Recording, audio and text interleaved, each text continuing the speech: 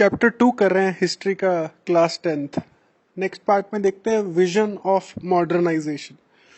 तो मॉडर्नाइजेशन के लिए इंडिपेंडेंस भी ज़रूरी थी और पुरानी कल्चर से आगे जाना भी। वियतनाम के अंदर जो फ्रेंच आइडियल्स ऑफ लिबर्टी थे, क्या उनको अपनाया जाए? क्या फ्रेंच के जो अच्छे पार्ट हैं उन्हें ले सकते थे वियतनामीज, या सारा कुछ छोड़ना पड़ के नेशनलिस्ट अगर होना था उन्हें तो अपने पुराने ट्रेडिशन के ऊपर वापस जाना पड़ेगा? और जो इसमें डिसीजन लेने की चीज थी वो थी कि पहले एक न्यूजन करके डायनेस्टी थी वियतनाम में, अब दोबारा अगर वियतनाम को आज़ाद कराएंगे तो क्या उसी मोनार्की को सेटअप किया जाए या अब वियतनाम को एक रिपब्लिक बने? ये सारे सवाल खड़े थे जो नेशनलिस्ट थे उनके सामने। वेस्ट जो एक सिंबल था डेवलपमेंट एंड सिविलाइजेशन का, उसको कहाँ तक कॉपी किया जाए? कई स्कॉलर्स थे जिन्होंने जो सबसे ज़्यादा एलियनेट यानी कि बाहर हो गए डिस्कशन से, वो थे कन्फ्यूशियस स्कॉलर्स एक्टिविस्ट, जो कि एजुकेटेड थे। कन्फ्यूशियस जो पुराना एक धार्मिक गुरु है चाइना का, इस सारे एरिया का, उन्हीं में से एक था फान बॉय चाओ। फान बॉय चाओ जो था वो उसने एक रेवोल्यूशनरी सोसाइटी बनाई थी जिसका नाम था दोए तान होए 1903 में, और प्रिंस कुओंग दे उसका हेड बना रखा था। वो चाइनीज रिफॉर्मर लियांग जीचाओ से भी मिलता रहता था योकाहोमा में। योकाहोमा मेरे ख्याल में जापान में है। 1905 में फान ने किताब लिखी थी the history of loss of Vietnam, जो कि काफ़ी पॉपुलर हो गई थी और उसके जिचाओ का काफ़ी इन्फ्लुएंस था उस किताब के ऊपर। इस किताब के अंदर लॉस ऑफ सॉवरेनिटी यानी इंडिपेंडेंस ऑफ वियतनाम और उसके सिवेरिंग ऑफ टाइज यानी उसके चाइना के साथ जो रिलेशन थे उसके टूट जाने के बारे में दुख प्रकट किया था। जो चाइना के और वियतनाम के एलीट यानी ऊपरी क्लास थी, उन्होंने वो एक काफी कल्चर को शेयर करते थे और इस ही के बारे में लेमेंट यानी दुख प्रकट किया था फान ने अपनी किताब में। अदर नेशनलिस्ट ने का आइडिया डिफरेंट था। उनमें से एक फान चोए त्रिन जो था वो इंटेंसली होस्टाइल था मोनार्की के बारे में। वो नहीं चाहता था कि कोई दोबारा से राजा बन के वियतनाम पे बैठे, और वो चाहता था कि एक डेमोक्रेटिक रिपब्लिक, डेमोक्रेटिक मतलब जिसमें वोट डाल के फैसला होता है, रिपब्लिक यानी जहां कानून से सब डिसीजन चलते हैं, कानून के अनुसार। वो कई वेस्टर्न आइडियल से प्रभावित था और वो होलसेल रिजेक्शन यानी पूरी तरह से रिजेक्ट नहीं करना चाहता था वेस्टर्न सिविलाइजेशन को ही। उसने एक्सेप्ट किया था फ्रेंच रेवोल्यूशनरी आइडियाज, जो लिबर्टी, एक व्यक्ति की लिबर्टी को ऊपर सर्वोत्तम मानते थे, सबसे ऊपर मानते थे। उसने डिमांड किया कि लीगल और एजुकेशनल इंस्टीट्यूशंस बनाए, फ्रेंच डेवलप करें एग्रीकल्चर और इंडस्ट्री को। अदर वेज जो थे मॉडर्न बनने के, वो जापान और चाइना ने अपनाए थे। तो जो चाइनीज, जो वियतनाम नेशनलिस्ट थे, वो एक अंदर अच्छा संबंध बना के रखना चाहते थे जापान और चाइना से, ताकि एक वाइडर नेटवर्क, एशियन नेटवर्क बन पाए रेवोल्यूशनरीज का। जो पहला डेकेड था 20th सेंचुरी का, वहाँ गो ईस्ट मूवमेंट चली, जहाँ 300 वियतनामी स्टूडेंट्स जापान गए पढ़ाई करने के लिए। इसका उद्देश्य था कि वो वापस आके फ्रेंच को बाहर निकाल सके वियतनाम से और जो उन्होंने एक नकली एम्परर बना डाला हुआ है उसको भी हटाएं और वापस न्यूयन डायनेस्टी को एस्टेब्लिश करें वियतनाम में।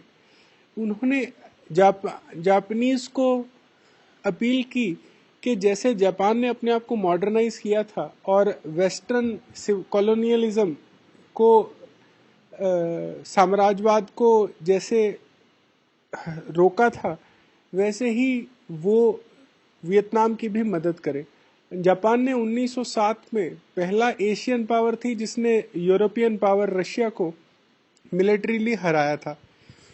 रेस्टोरेशन सोसाइटी इन टोक्यो जो 1908 के बाद जापानीज मिनिस्ट्री ऑफ इंटीरियर के साथ काम करती थी, उसने वियतनाम के साथ काम करना शुरू किया।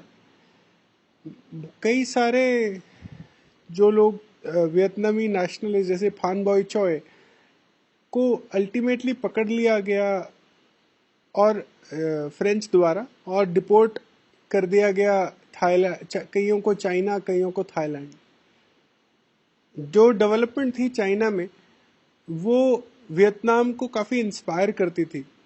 1911 में जो पुरानी मोनार्की थी चाइना में, जिसे सन यात्सेन जिसका राजा था, उसे हटा के एक रिपब्लिक सेटअप कर दिया गया। इस तरह के आइडियाज़ वियतनामी स्टूडेंट्स को काफ़ी इंस्पायर करते थे और उन्होंने association for restoration of Vietnam यानी दोबारा वियतनाम को खड़ा करने, संगठित करने के लिए एक ऑर्गेनाइजेशन बनाई, वियतनाम क्वान होक होए। जो नेचर था वो एंटी फ्रेंच इंडिपेंडेंस मूवमेंट ही था और इसका ऑब्जेक्टिव था कि वो एक कॉन्स्टिट्यूशनल मोनार्की की जगह एक डेमोक्रेटिक रिपब्लिक बनाए, यानी मोनार्की यानी राजा कोई अब वियतनाम का ना रहे। जल्दी ही इसके लिए एक्टिविटीज होने लगी। नेक्स्ट पार्ट में देखते हैं communist movement and Vietnamese restoration. Great depression शुरू हुआ है अमेरिका से 1929 से। इसका भी बहुत गहरा प्रभाव पड़ा वियतनाम पे। प्राइसेस, कीमतें गिर गई रबर और राइस की, जिससे जो गरीब लोग जिन्होंने कर्जा लिया था वो अनएम्प्लॉयमेंट और रूरल अपराइजिंग यानी लोगों के अंदर बेचैनी। अपराइजिंग होता है कि जहां लोग लड़ने के लिए तैयार है कि उनको अच्छी चीज़ें क्यों नहीं हो रही उनके साथ, ये सब होने लगा। और प्रोविंसेस यानी स्टेट्स जैसे कि नग, आन और हातिन, इस तरह के जो पहले से ही बड़े रेडिकल थे वो उनमें रिवोल्ट शुरू हो गया। फ्रांस ने फौजों के साथ इन अपराइजिंग्स को बड़ा सिवियरली, बड़े गुस्से या बड़े दृढ़ इरादे के साथ हटाया और प्लेन्स और बॉम्ब से डेमोन्स्ट्रेटर्स को मार गिराया। 1930 में होची मिन ने कंपीटिंग नेशनलिस्ट ग्रुप यानी आसपास के जितने ग्रुप थे उनको एक साथ करके वियतनामीज कम्युनिस्ट पार्टी बनाई, जो बाद में इंडो चाइनीज कम्युनिस्ट पार्टी बनी। वो मिलिटेंट डेमोन्स्ट्रेशन जो उस समय यूरोप में हो रहे थे कम्युनिस्ट पार्टीज के द्वारा, उससे काफ़ी प्रभावित था।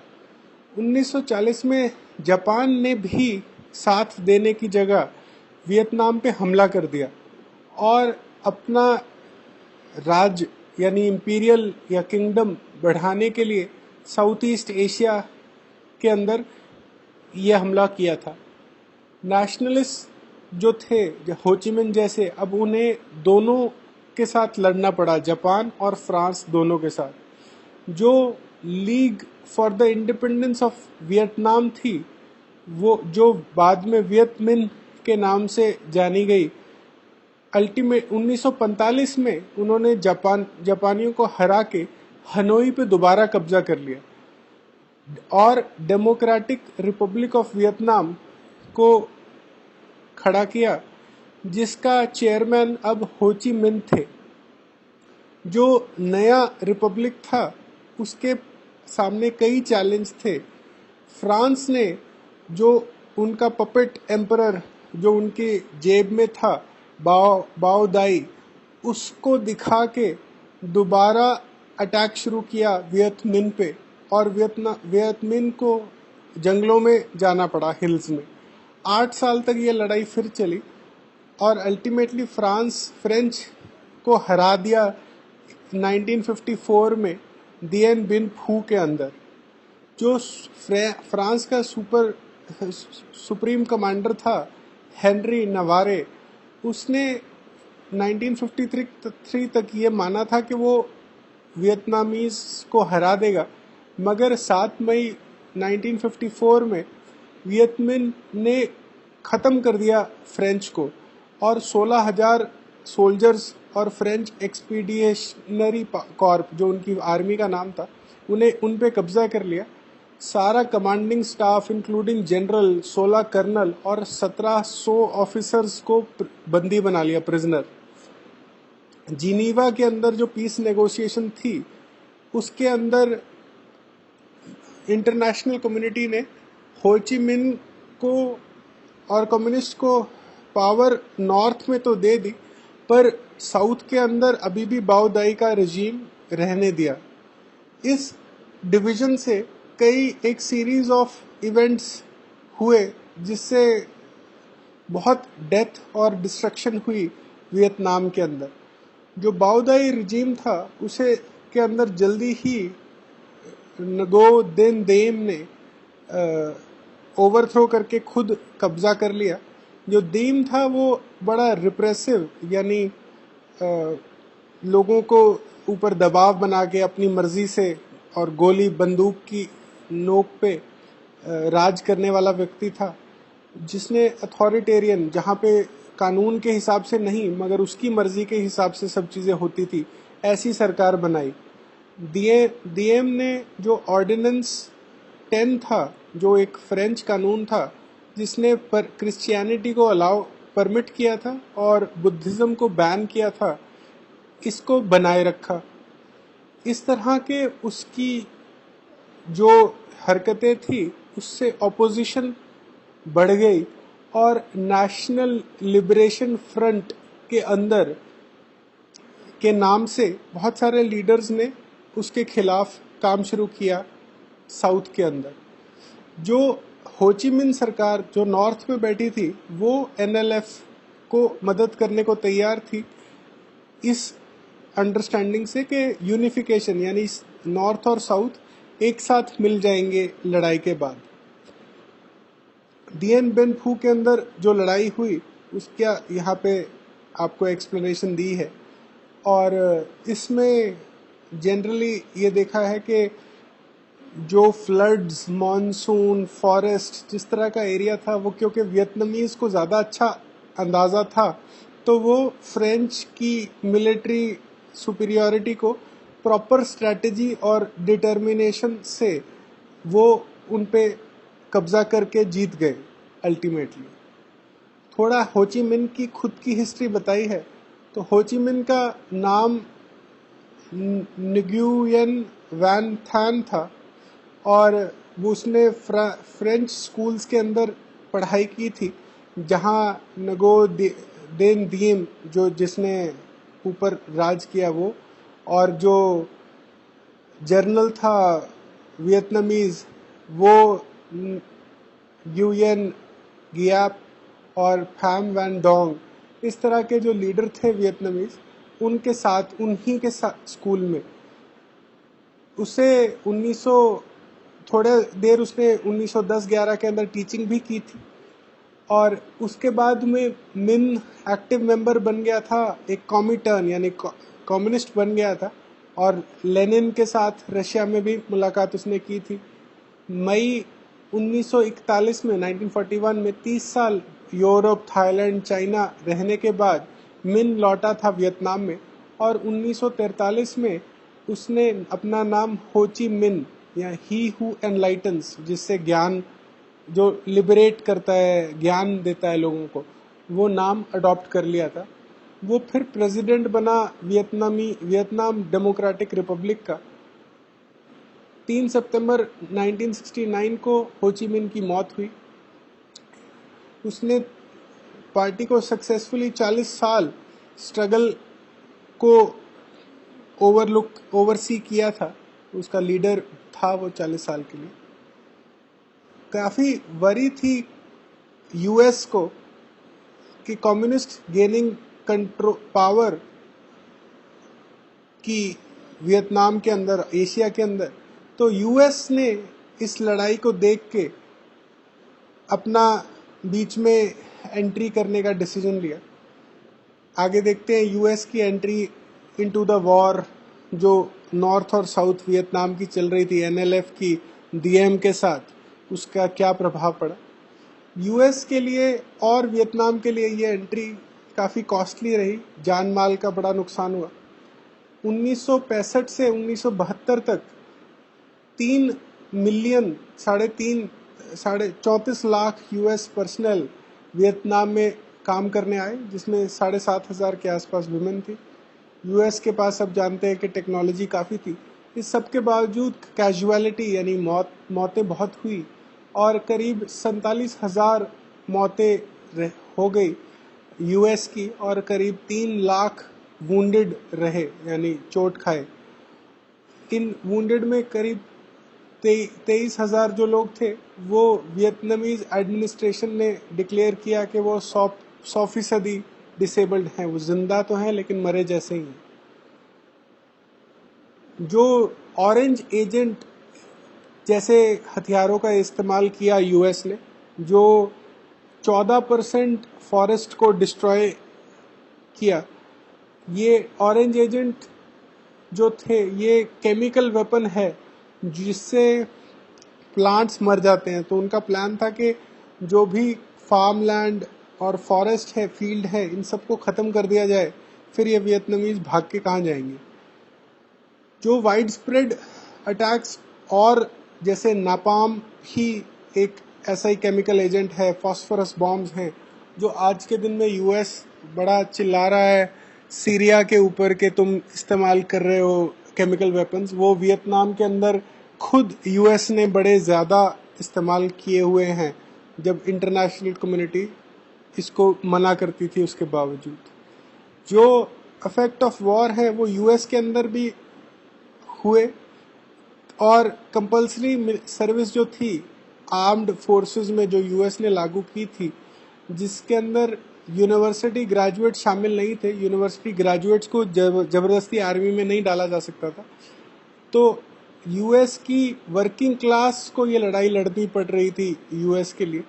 कई फिल्में बनी, कुछ सपोर्ट के अंदर जैसे ग्रीन बेरेट्स, और कई अगेंस्ट जैसे फोर्ड कोपोलाज एपोकलिप्स नाउ। जो वॉर थी वो यूएस का डर था यूएस को कि हो ची मिन गवर्नमेंट अगर जीत गई साउथ में तो ये एक डोमिनो इफेक्ट यानी एक के बाद एक का इफेक्ट इसमें होगा, और इसी से कम्युनिस्ट गवर्नमेंट्स बननी शुरू हो जाएंगी सारे साउथ ईस्ट एशिया के अंदर। मगर उन्होंने अंडर एस्टिमेट किया था पावर ऑफ नेशनलिज्म और पावर ऑफ पीपल, उनकी इंस्पायर करने की, उनकी सैक्रिफाइस करने की, उनकी बहुत ख़राब हालत में इंडिपेंडेंस को लड़ने की विल पावर को यूएस ने अंडर एस्टिमेट किया था कि एक छोटा कंट्री होके भी वो दुनिया के सबसे टेक्नोलॉजिकली एडवांस्ड कंट्री के साथ किससे पीछे नहीं हटेगा, से डरेगा नहीं। नापाम को डिस्क्राइब किया कि वो एक पेट्रोल को इतना गाढ़ा कर देता था नापाम कि वो अगर उसके बाद में उसके छींटे किसी व्यक्ति पे पड़ते तो वो छींटे हटते नहीं, वो उसके स्किन पे लगे रहते और उसको अल्टीमेटली जला देते। नेक्स्ट बात करते हैं कि हो ची मिन ने ये लड़ाई जीती कैसे। तो हो ची मिन ने ट्रेल्स बना रखी थी जिन्हें हम हो ची मिन ट्रेल कहते हैं, जिसको नक्शे में भी दिखाया है, जो कि इस तरह से वियतनामीज के लिमिटेड रिसोर्सेज को इस्तेमाल करने के लिए काम आती थी।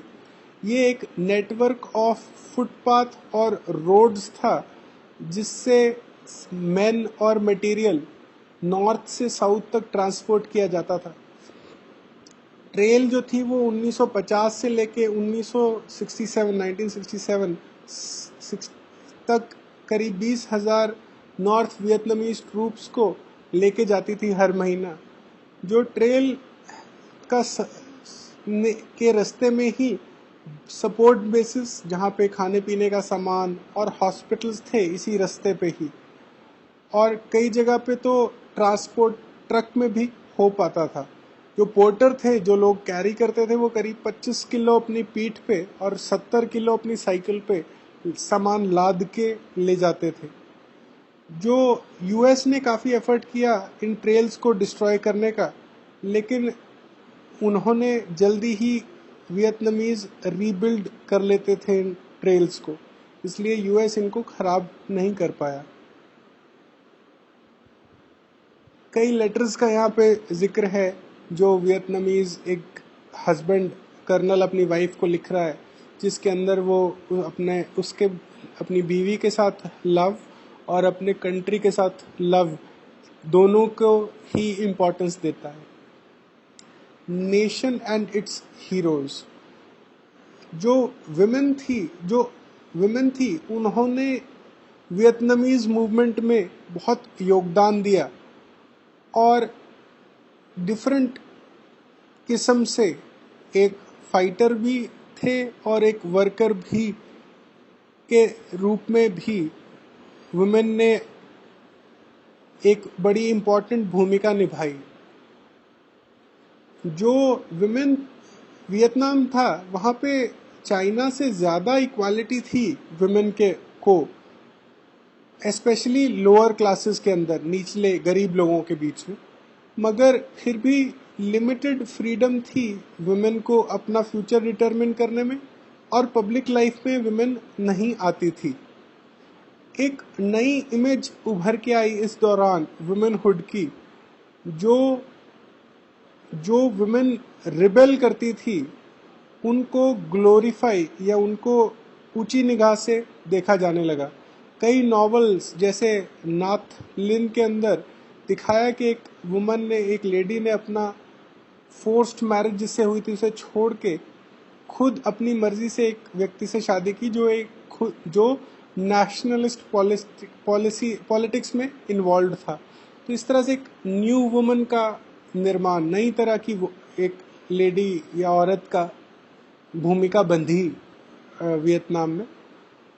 हीरोज ऑफ द पास्ट, तो कई हॉर्न बॉय चाओ ने भी एक प्ले लिखा था जिसमें जो वियतनाम हिस्ट्री में ट्रंग सिस्टर्स रही, उनको, जिन्होंने चाइनीज डोमिनेशन के बारे से लड़ाई लड़ी थी 3943 में, यानी आज से करीब 2000 साल पहले, वो इस प्ले के अंदर उन्हें पेट्रियट या देशभक्त दिखाया है। और इन्होंने एक 30,000 लोगों की फोर्स जुटाई और 2 साल तक चाइनीज से लड़ते रहे, और अगर जब ये हार भी गए तो इन्होंने सुसाइड कमिट करनी, आत्महत्या करनी पसंद की, मगर सरेंडर नहीं किया, अपने हथियार नहीं गिराए। इसी तरह से कई वुमेन जैसे त्रेयू ओ जो 3rd सेंचुरी यानी 200s में रही, उसने एक लार्ज आर्मी इकट्ठी की थी चाइनीज रूल के खिलाफ। उसने भी अपने आप को पानी में डुबोना पसंद किया और हथियार नहीं गिराए हारने के बावजूद। वुमेन एज वॉरियर 1960 के दशक में कई फोटोग्राफ्स मैगजीन्स में छपी, जर्नल्स में छपी, जहां वुमेन को एक ब्रेव वॉरियर के रूप में दिखाया गया। वुमेन मिलिशिया यानी जो आर्म्ड रिबेलियन करते हैं, वो जहाज़ों को गिराती और भी सिंगल हैंडेडली लड़ाई लड़ती थी। जो ब्रेवरी के साथ ग्युयन थी जुआंग है, उसने भी उसका एग्जाम्पल दिया है, जिसने सिर्फ 20 गोलियों के साथ एक जेट प्लेन को मार गिराया था। वुमेन वॉरियर और वर्कर दोनों रूप में रिप्रेजेंट की जाती थी। एक हाथ में उनके राइफल और एक हाथ में हैमर होता, सेल्फलेसली अपने बारे में ना सोचते हुए वो वर्क और फाइट दोनों कर रही थी। और जैसे कैजुअलिटी मौतें हो रही थी वियतनामीज लोगों की 1960 ऑनवर्ड्स, वुमेन को इनकरेज किया गया स्ट्रगल में ज्वाइन करने के लिए। वुमेन नर्सिंग भी करती, यानी अस्पताल वाली केयर। होचिमिन ट्रेल पे ये कई यंग वॉलंटियर्स थे जिन्होंने करीब 2100 किलोमीटर की स्ट्रैटेजिक यानी बड़ी इंपॉर्टेंट सड़कें और 2500 की पॉइंट्स को गार्ड करने का काम किया। 6 एयर स्ट्रिप्स जहां से जहाज उड़ाए जाते, उन सड़कों का निर्माण किया। उन्होंने कई हजार बम को न्यूट्रलाइज किया, खराब किया, खत्म किया एनिमी के। कई हजारों टन के कार्गो को यानी सामान को, वेपन्स को, फूड को ट्रांसपोर्ट किया और 15 जहाज गिराए। जो ये यंग वॉलंटियर्स थे इसमें 70 से 80% विमेन थी और हिसाब लगाया जाए तो 15 लाख विमेन ने रेगुलर आर्मी, मिलिशिया और लोकल फोर्सेस में काम किया वियतनाम के अंदर। इस दौरान वुमेन जैसे 1970 के बाद पीस आया दोबारा, तो वुमेन अब वॉरियर से ज्यादा वर्कर की इमेज में नजर आने लगी, जो काम करती थी अब एग्रीकल्चरल कोऑपरेटिव्स, फैक्ट्रीज और प्रोडक्शन यूनिट्स में। एंड ऑफ वॉर हुआ, यूएस फेल किया अपने मिशन में वियतनाम के खिलाफ और वो वियतनाम रेजिस्टेंस को नहीं रोक पाया। कई हजार यूएस सोल्जर्स ने अपनी जान गंवाई। ये वियतनाम की लड़ाई पहली टेलीविजन वॉर के रूप में उभरी, जहां बैटल सीन रोज न्यूज प्रोग्राम का हिस्सा बनते। बहुत लोगों ने इसको देख के डिसइल्यूजन हुए यूएस के साथ, यानी वो ये नहीं मानते थे अब यूएस ठीक कर रहा है, वो यूएस को खराब मानने लगे। और कई एक्टर्स यूएस के नॉर्थ वियतनाम आके नॉर्थ वियतनाम के लोगों की तारीफ करते कि उन्होंने कितना हीरो की तरह अपने कंट्री का डिफेंस किया। यूएस के स्कॉलर जैसे नाम चॉम्स्की थे, वो पीस, नेशनल सेल्फ डिटर्मिनेशन यानी खुद लोग अपना फ्यूचर तय करें और इंटरनेशनल कोऑपरेशन के ऊपर हमला बताते थे यूएस के द्वारा इसको, तो अपने कंट्री को खुद ही खंडन कर रहे थे या उसको नेगेटिव बोल रहे थे। वाइड स्प्रेड क्वेश्चन किया गया गवर्नमेंट पॉलिसीज को। अल्टीमेटली पेरिस में 1974 में जनवरी में एक पीस सेटलमेंट की गई, जहां यूएस की साथ कॉन्फ्लिक्ट खत्म हुआ। इसके बाद भी साइगॉन यानी साउथ वियतनाम और एनएलएफ के बीच में लड़ाई जारी रही और अल्टीमेटली 30 अप्रैल 1975 को जाके एनएलएफ ने प्रेसिडेंशियल पैलेस साइगॉन का कब्जा किया और वियतनाम यूनाइट हुआ।